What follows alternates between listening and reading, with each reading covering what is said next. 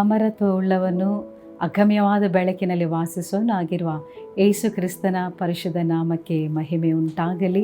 ಸತ್ಯವೇದ ಈ ರೀತಿಯಾಗಿ ಹೇಳುತ್ತದೆ, ದೇವರಿಂದ ಬರುವ ಒಂದು ಮಾತಾದರೂ ನಿಷ್ಫಲವಾಗುವುದಿಲ್ಲ, ಅದು ವ್ಯರ್ಥವಾಗುವುದಿಲ್ಲ ಎಂಬುದಾಗಿ ನಾವು ನೋಡುತ್ತಿದ್ದೇವೆ. ಈ ದಿವಸದಲ್ಲಿ ಆ ನಿಷ್ಫಲವಾಗದೆ ದೇವರ ವಾಕ್ಯ, ನಿರೀಕ್ಷೆಯ ವಾಗ್ದಾನ ವಾಕ್ಯ ಏನೆಂಬುದಾಗಿ ನಾವು ನೋಡೋಣ. ಈ ವಾಕ್ಯಕ್ಕೆ, ಈ ನಿರೀಕ್ಷೆ ವಾಗ್ದಾನ ಕಾದಿರುವಂತಹ ಪ್ರತಿಯೊಬ್ಬೊಬ್ಬರನ್ನು ಯೇಸು ಕ್ರಿಸ್ತನ ನಾಮದಲ್ಲಿ ನಾನು ಸ್ವಾಗತಿಸುವಳಾಗಿದ್ದೇನೆ. ಈ ದಿನದ ನಿರೀಕ್ಷೆಯ ವಾಗ್ದಾನ ಈ ರೀತಿಯಾಗಿದೆ. ಎಫೆಸದವರಿಗೆ ಬರೆದ ಪತ್ರಿಕೆ 5ನೇ ಅಧ್ಯಾಯ 16ನೇ ವಾಕ್ಯವನ್ನು ನಾವು ನೋಡೋಣ. ಎಫಿಷಿಯನ್ಸ್ 5:16, ಜ್ಞಾನವಿಲ್ಲದವರಾಗಿರದೆ ಜ್ಞಾನವಂತರಾಗಿರಿ, ಈ ದಿನಗಳು ಕೆಟ್ಟವುಗಳಾಗಿವೆ, ಆದುದರಿಂದ ಕಾಲವನ್ನು ಸುಮ್ಮನೆ ಕಳಕೊಳ್ಳದೆ ಅದನ್ನು ಬೆಲೆಯುಳ್ಳದೆಂದು ಉಪಯೋಗಿಸಿಕೊಳ್ಳಿರಿ ಎಂಬುದಾಗಿ ನಾವು ನೋಡುತ್ತಿದ್ದೇವೆ.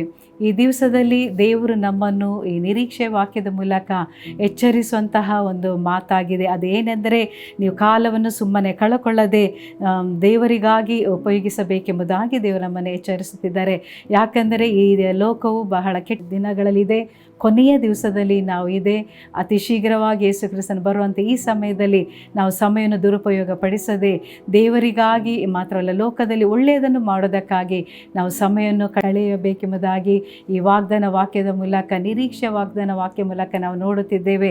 ಹೌದು ಕ್ರಿಸ್ತನಲ್ಲಿ ಪ್ರಿಯರೇ, ಒಂದು ಸಲ ನಾವು ಸಮಯವನ್ನು ವ್ಯರ್ಥವಾಗಿ ನಾವು ಉಪಯೋಗಿಸುವುದಾದರೆ ಆ ಸಮಯ ಮತ್ತೆ ನಮಗೆ ಅದು ಮತ್ತೆ ಹಿಂತಿರುಗಿ ಬರುವುದಿಲ್ಲ. ಆದುದರಿಂದ ದೇವರ ವಾಕ್ಯದ ಈ ಪ್ರಕಾರ ನಾವು ನೋಡ್ತೇವೆ, ಕಾಲವನ್ನು ಸುಮ್ಮನೆ ಕಳಕೊಳ್ಳದೆ ದೇವರಿಗಾಗಿ ನಾವು ಉಪಯೋಗಿಸಬೇಕೆಂಬುದಾಗಿ ನಾವು ನೋಡುತ್ತಿದ್ದೇವೆ.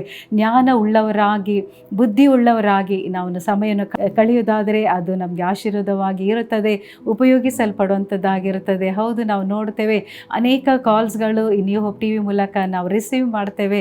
ಅತ್ತೆಯಂದಿರು ಕಣ್ಣೀರಿಂದ ಹೇಳೋದುಂಟು ಸೊಸೆಯಂದಿರ ಮೇಲೆ, ನಮ್ಮ ಸೊಸೆ ಮನೆ ಕೆಲಸ ಕಾರ್ಯಗಳನ್ನು ನೋಡದೆ, ಯಾವ ಕಾರ್ಯಗಳು ಮಾಡದೆ, ಗೃಹ ಕೃತ್ಯಗಳನ್ನು ನೋಡದೆ ಸುಮ್ಮನೆ ಸಮಯ ವ್ಯರ್ಥ ಮಾಡ್ತಾರೆ. ಟಿ ವಿ ಮುಂದೆ ಕೂತ್ಕೊಂಡು ಸೀರಿಯಲ್ಗಳು ನೋಡಿಕೊಂಡು, ಈ ಥರ ಮಾತ್ರವಲ್ಲ, ಹರಟೆ ಹೊಡೆದುಕೊಂಡು ಕೆಟ್ಟ ಮಾತುಗಳನ್ನು ಅಕ್ಕಪಕ್ಕದವರ ಮನೆಯಲ್ಲಿ ಕೂತ್ಕೊಂಡು ಸಮಯವನ್ನು ವ್ಯರ್ಥ ಮಾಡಿಕೊಂಡು ಇರುವಂತೆ ಅನೇಕರು ಕಾಲ್ಸ್ ಮಾಡಿ ಹೇಳುತ್ತಾ ಇರೋದು ಮಾತ್ರವಲ್ಲ, ತಾಯಿಂದಿರು ಕಣ್ಣೀರಿಡುವುದುಂಟು. ನಮ್ಮ ಮಕ್ಕಳು, ಯವನಸ್ಥ ಮಕ್ಕಳು ಕೆಲಸಕ್ಕೆ ಹೋಗದೆ ಸಮಯವನ್ನು ಹಾಳು ಮಾಡುತ್ತಾರೆ ಎಂಬುದಾಗಿ, ಕೆಲಸಕ್ಕೆ ಹೋಗೋದಿಲ್ಲ, ಮಾತ್ರ ಅಲ್ಲ ಕುಡಿಕತನದಲ್ಲಿಯೂ ಮೊಬೈಲಲ್ಲಿ ಗೇಮ್ಸ್ ಆಡಿಕೊಂಡು ಸಮಯವನ್ನು ಹಾಳು ಮಾಡ್ತಿದ್ದಾರೆ. ಈ ಕಾರ್ಯಕ್ರಮವನ್ನು ವೀಕ್ಷಿಸುವಂಥ ಯವನಸ್ಥ ಮಕ್ಕಳೇ, ಈ ಸಮಯದಲ್ಲಿ ಸಹೋದರ ಸಹೋದರಿಯರೇ, ದೇವರ ವಾಕ್ಯಕ್ಕೆ ನಿಮ್ಮ ಗಮನವನ್ನು ನೀವು ಕೊಡೋದಾದರೆ, ದೇವರ ವಾಕ್ಯವನ್ನು ಪ್ರತಿ ದಿವಸ ನೀವು ಧ್ಯಾನಿಸೋದಕ್ಕೆ ಸಮಯವನ್ನು ಕೊಡೋದಾದರೆ, ಪ್ರಾರ್ಥನೆಯಲ್ಲಿ ನಿಮ್ಮ ಕುಟುಂಬಕ್ಕಾಗಿ, ನಿಮ್ಮ ಮಕ್ಕಳಿಗಾಗಿ, ನಿಮ್ಮ ಗಂಡನಿಗಾಗಿ ನೀವು ಸಮಯವನ್ನು ಪ್ರಾರ್ಥನೆಯಲ್ಲಿ ಕಳೆಯುವುದಾದರೆ, ಗಂಡನು ಕೆಲಸಕ್ಕೆ ಹೋದ ಮೇಲೆ, ಮಕ್ಕಳು ಕೆಲಸಕ್ಕೆ ಹೋದ ಮೇಲೆ ಸಮಯವನ್ನು ವ್ಯರ್ಥವಾಗಿ ಕೆಟ್ಟ ಕಾರ್ಯಗಳಿಗೆ ನಾವು ಹೋಗೋದಾದರೆ ಅದು ಆಶೀರ್ವಾದ ನಾವು ಕಳ್ಕೊಳ್ಳುವಂಥದ್ದಾಗಿರುತ್ತದೆ. ಈ ಸಮಯದಲ್ಲಿ ದೇವರಿಗೆ ಒಪ್ಪಿಸಿಕೊಡೋಣ. ಈ ಕಾರ್ಯಕ್ರಮವನ್ನು ನೋಡುವಾಗ ಒಂದು ವೇಳೆ ಈ ಪರಿಸ್ಥಿತಿಯಲ್ಲಿ ನೀವು ಇರೋದಾದರೆ ದೇವರಿಗೆ ಒಪ್ಪಿಸಿಕೊಡಿರಿ. ದೇವರು ಇಂದಿನಿಂದ ನಾನು ಸಮಯವನ್ನು ನಿಮಗಾಗಿ ನಾನು ಕಳೆಯುತ್ತೇನೆ ಎಂಬುದಾಗಿ ಹೇಳಿಕೊಳ್ಳಿರಿ. ದೇವರ ವಾಕ್ಯವನ್ನು ಧ್ಯಾನಿಸುತ್ತಾ ವಾಕ್ಯದ ಪ್ರಕಾರವಾಗಿ ಪ್ರಾರ್ಥನೆ ಮಾಡುವ ಒಂದು ಒಳ್ಳೆಯ ಸಹೋದರಿಯರಾಗಿ, ಸ್ತ್ರೀಯರಾಗಿ ನೀವು ಕಾಣೋದಾದರೆ ದೇವರಿಂದ ನೀವು ಆಶೀರ್ವಾದ ಹೊಂದುತ್ತೀರಿ. ಅದು ಮಾತ್ರ ಅಲ್ಲ, ಅನೇಕ ಮಕ್ಕಳು ಕೆಲಸ ಇರ್ತದೆ, ಗೇಮ್ಸ್ಗಳಲ್ಲಿ ಆಡಿಕೊಂಡು ಸಮಯವನ್ನು ಹಾಳು ಮಾಡೋಂಥ ಪ್ರತಿ ಒಂದೊಂದು ದೇವರ ಮಕ್ಕಳೇ, ನಿಮ್ಗೆ ಇವತ್ತು ನಾವು ಹೇಳಿದ ಎಚ್ಚರಿಕೆ ಮಾತು ದೇವರು ಕೊಡೋದೇನೆಂದರೆ, ದೇವರಿಗಾಗಿ ನೀವು ಸಮಯವನ್ನು ಕಳೆದು ಉಪಯೋಗಿಸಿಕೊಳ್ಳಿರಿ ಎಂಬುದಾಗಿ. ಜ್ಞಾನೋಕ್ತಿಯಲ್ಲಿ ಸಹ ನಾವು ನೋಡುತ್ತಿದ್ದೇವೆ, ಇರುವೆಯ ಬಗ್ಗೆ ದೇವರು ಮಾತನಾಡುವರಾಗಿದೆ. ದೇವರು ಸೋಮಾರಿತನವನ್ನು ಇಷ್ಟಪಡುವುದ ಇಲ್ಲ ಎಂಬುದಾಗಿ ನಾವು ನೋಡ್ತಿದ್ದೇವೆ. ಈ ಸಮಯದಲ್ಲಿ ಇರುವೆ ತನ್ನ ಸುಗ್ಗಿ ಕಾಲದಲ್ಲಿ ಹೇಗೆ ಆಹಾರವನ್ನು ಸೇರಿಸಿಕೊಳ್ಳುತ್ತದೋ, ಒಂದು ಚಿಕ್ಕ ಪ್ರಾಣಿ ಯಾವ ರೀತಿಯಾಗಿ ಜ್ಞಾನದಿಂದ ನಡ್ಕೊಳ್ಳುತ್ತದೆ, ಅದೇ ರೀತಿಯಾಗಿ ಈ ದಿವಸಗಳಲ್ಲಿ ಈ ಕಾರ್ಯಕ್ರಮ ನೋಡುತ್ತಿರುವಂಥ ಪ್ರತಿಯೊಂದು ಕ್ರಿಸ್ತನಲ್ಲಿ ಪ್ರಿಯರೇ, ದೇವರ ಮಕ್ಕಳೇ, ದೇವರಿಗಾಗಿ ನಿಮ್ಮನ್ನು ಸಮಯಗಳನ್ನು ಒಪ್ಪಿಸಿಕೊಡಿರಿ. ದೇವರು ನಿಮ್ಮನ್ನು ಖಂಡಿತವಾಗಿಯೂ ಆಶೀರ್ವದಿಸ್ತಾರೆ. ಆ ಸಮಯ ದೇವರಿಗೆ ಕೊಡುವಾಗ ಅದು ನಿಮಗೆ ಆಶೀರ್ವಾದಕರವಾಗಿ ಮುಂದಿನ ಭವಿಷ್ಯದಲ್ಲಿ ಉಪಯೋಗಿಸಲ್ಪಡ ದೇವರ ಮಕ್ಕಳಾಗಿ ನೀವು ಕಾಣಲ್ಪಡುತ್ತಿದ್ದೀರಿ. ನಾವು ಪ್ರಾರ್ಥಿಸೋಣ. ಮಹಾ ಪ್ರೀತಿ ಸ್ವರೂಪನಾದ ನಮ್ಮ ಜೀವನಗಳ ತಂದೆಯಾದ ದೇವರೇ, ಈ ಸಮಯದಲ್ಲಿ ನಿರೀಕ್ಷೆ ವಾಕ್ಯದ ಮೂಲಕ ನೀವು ನಮ್ಮನ್ನು ಎಚ್ಚರಿಸಿಕೊಂಡು ಬಂದದಕ್ಕಾಗಿ ಸ್ತೋತ್ರಪ್ಪ. ಹೌದು, ನಿನ್ನಿಂದ ಬರೋ ಯಾವ ಮಾತಾದರೂ ನಿಷ್ಫಲವಾಗುವುದಿಲ್ಲ ಎಂಬುದಾಗಿ, ಅದು ವ್ಯರ್ಥವಾಗುವುದಿಲ್ಲ ಎಂಬುದಾಗಿ ನಾವು ನೋಡುತ್ತಿದ್ದೇವೆ. ಯೇಸು ಸ್ವಾಮಿ, ಈ ಸಮಯದಲ್ಲಿ ಈ ಕಾರ್ಯಕ್ರಮವನ್ನು ನೋಡಿಕೊಂಡು ಅಪ್ಪ ಇರುವಂಥ ಪ್ರತಿ ಒಂದು ಸಹೋದರ ಸಹೋದರಿಯರನ್ನು ನಿನ್ನ ಕರಗಳಲ್ಲಿ ಒಪ್ಪಿಸಿಕೊಡುತ್ತಿದ್ದೇವಪ್ಪ.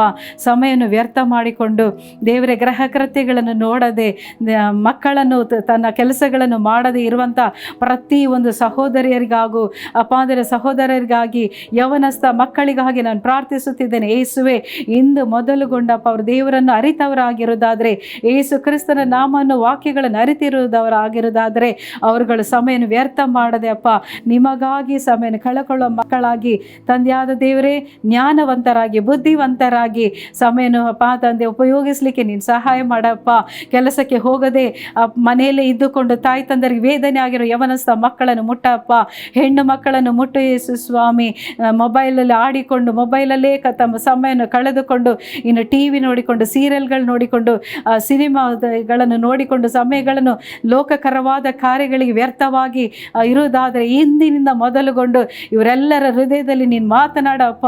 ಬದಲಾವಣೆ ಬರಲೆಂಬುದಾಗಿ ನಾನು ಬೇಡಿಕೊಂಡಿದ್ದೇನೆ. ಒಂದೊಂದು ಕುಟುಂಬದಲ್ಲಿ, ಒಂದೊಂದು ಅಪ್ಪ ಯೇಸುವೆ ಮನೆಗಳಲ್ಲಿ ಈ ವಾರ್ತೆಗಳು ಹೋಗುವಾಗ ಆ ಸ್ಥಳಗಳಲ್ಲಿ ಪರಿಶುದ್ಧತೆ ಉಂಟಾಗಲಿ, ಸಮಯಗಳು ದೇವರಿಗಾಗಿ ಉಪಯೋಗವಾಗಲಿ ಅಪ್ಪ.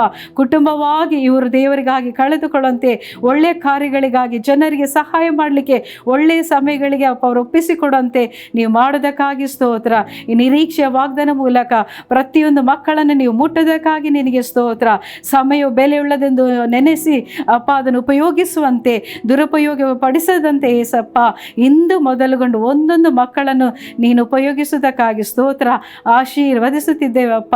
ಎಲ್ಲ ಸ್ತುತಿಗನ ಮಾನಮಹಿ ನಿಮಗೆ ಸಲ್ಲಿಸುತ್ತಿದ್ದೇನೆ. ಯೇಸು ಕ್ರಿಸ್ತನ ನಾಮದಲ್ಲಿ ಬೇಡಿದ್ದೇವೆ ತಂದೆಯೇ, ಆಮೇನ್.